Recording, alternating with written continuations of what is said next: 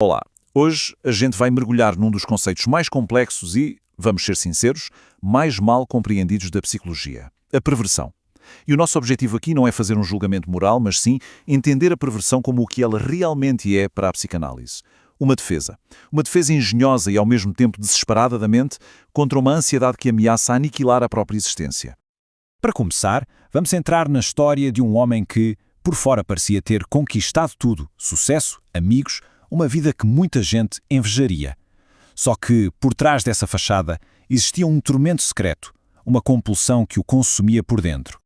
E essa é a pergunta que vai nos guiar. O que leva alguém a construir uma vida dupla tão radicalmente dividida? É um verdadeiro enigma.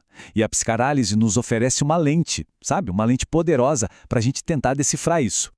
A nossa história é sobre um homem que vamos chamar de André. O caso dele é real e serve como uma ilustração perfeita, muito vívida, das teorias bem complexas que a gente vai explorar hoje. A vida de André era totalmente cindida. De um lado, na vida pública, ele era o retrato do sucesso, rico, popular, sempre no centro das atenções. Mas do outro lado, em privado, a realidade era um ciclo sem fim de encontros sexuais anónimos, uma compulsão que ele mesmo descrevia como depravada. E no fundo de tudo isso, um sentimento avassalador de solidão, de que a vida dele era uma grande mentira. Essa frase do próprio André, ela é devastadora. E ela revela tudo. Assim como um fósforo, a conexão era intensa, mas instantânea, descartável. Assim que o ato acabava, o parceiro era esquecido, como se nunca tivesse existido. Eram objetos, não pessoas, numa busca que, no fundo, nunca o preenchia de verdade. E o que mais chama a atenção aqui é a rigidez, a repetição.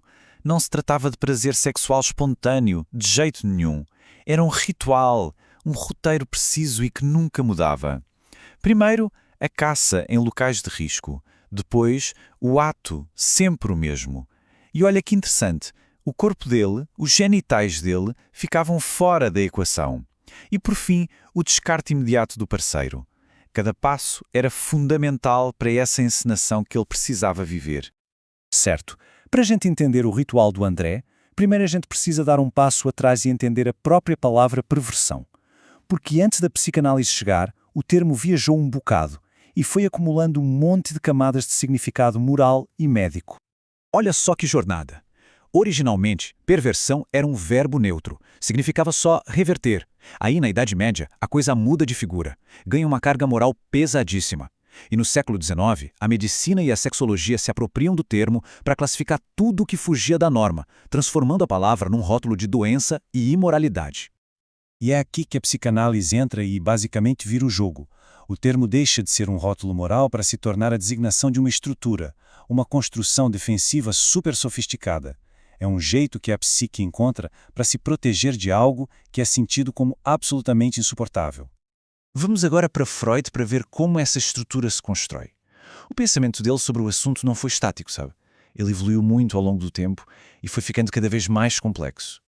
A teoria de Freud evoluiu em fases, basicamente. Primeiro, ele tinha essa ideia de que a perversão era o negativo da neurose. Um age, o outro reprime. Depois, ele conecta tudo ao complexo de Édipo.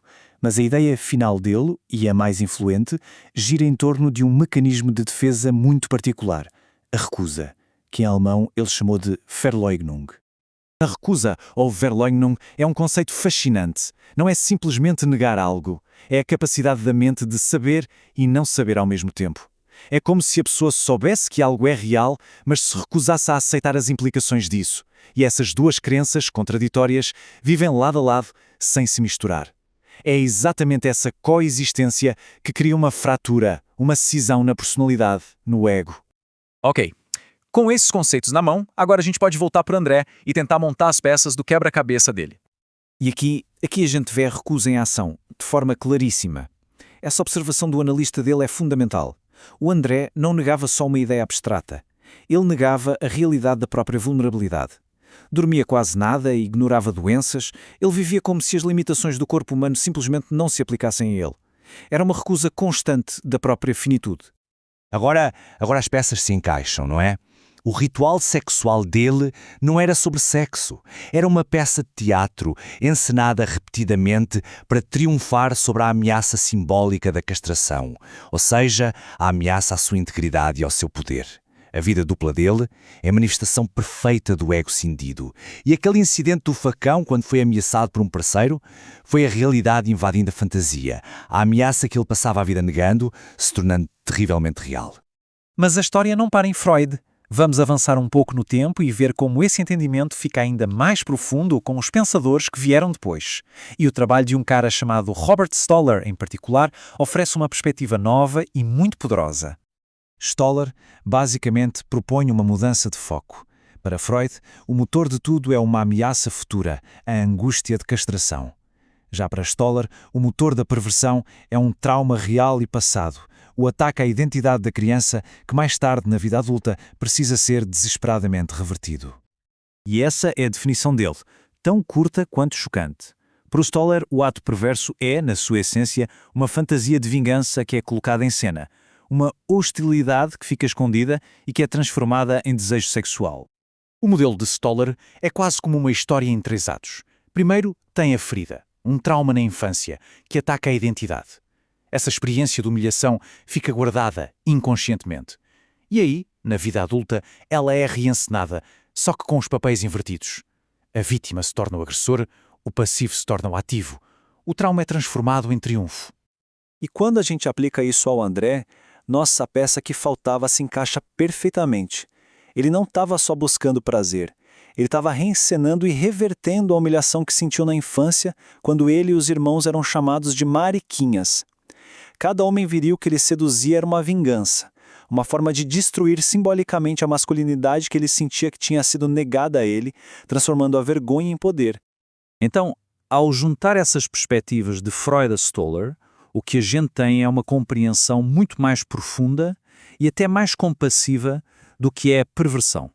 O ponto central, então, é este. Longe de ser uma simples busca pelo prazer, a estrutura perversa é uma defesa desesperada. É uma arquitetura psíquica, uma criação engenhosa da mente para se proteger de medos primordiais. O medo de não existir, de ser aniquilado, é, no fim das contas, uma forma de se manter psicologicamente vivo, mesmo que o preço seja uma vida de compulsão e solidão. O que nos leva à reflexão final. E se os comportamentos que a gente acha mais estranhos, mais perturbadores, forem, na verdade, as defesas mais desesperadas contra uma dor que a gente nem consegue imaginar? Essa análise toda sugere que, por trás do ato, existe sempre uma história. E talvez a nossa tarefa seja aprender a escutar essa história.